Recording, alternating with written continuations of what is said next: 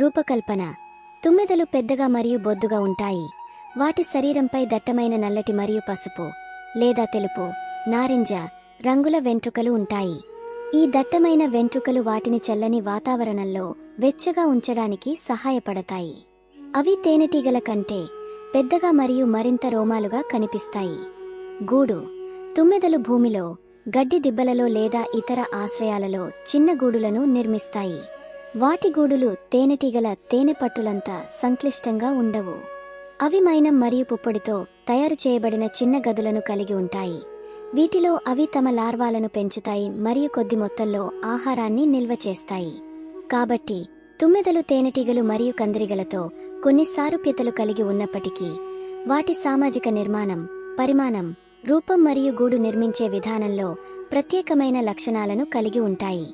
అవి పర్యావరణ వ్యవస్థలో ముఖ్యమైన పాత్ర పోషిస్తాయి, అనేక రకాల మొక్కలను పరాగసంపర్కం చేస్తాయి.